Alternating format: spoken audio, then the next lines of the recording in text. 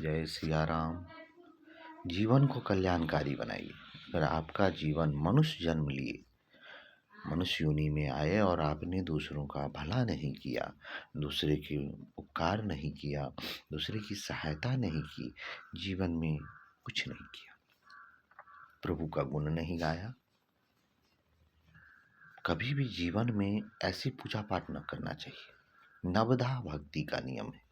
अगर शैवी हैं, भगवान शिव के मानने वाले हैं, तो शिव पुराण में 9 प्रकार की भक्ति बताई गई है। वो नवधा भक्ति कीजिए। या फिर वैष्णव है तो भगवान श्री रामचंद्र जी शैवरी को नवधा भक्ति बताए, 9 प्रकार का भक्ति। उसमें से 1-2 भक्ति भी आप कर लिए तो आपका जीवन उद्धार हो जाएगा। नवधा भक्ति में कैसे करेंगे? पहला भक्ति साधु सत्संगा। साधुओं का सत्संग करें, या तो टीवी पर करें, या फिर अगर डायरेक्ट साधु मिल जाए तो उनकी सेवा सत्संग करें। दूसरी भक्ति मम कथा प्रसंगा। प्रभु का जो कथा है रामायण आदि पढ़िए और आपस में एक दूसरे के साथ चर्चा चलाइए, प्रभु की कथा सुनाइए।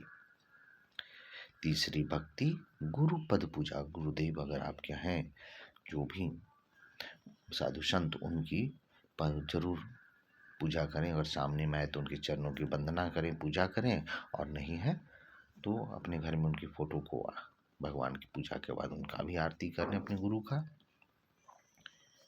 तीसरी भक्ति गुरुपद पूजा। चौथी भक्ति नाम जप दूजा।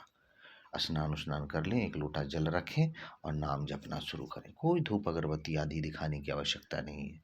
प्रभु के नाम का जाप करें और सदा पवित्र रहें।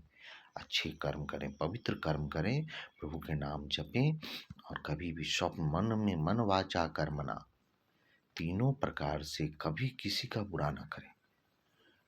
मन से कभी ना बुरा सोचें, वचन से किसी को बुरा ना कहें, और शरीर से कभी बुरा कर्म ना करें, तभी आप उत्तम कहलाएंगे। इसलिए ईश्वर की भक्ति बहुत ही जरूरी है। छठी भक्ति है निर्मल हृदय मोहे भावा।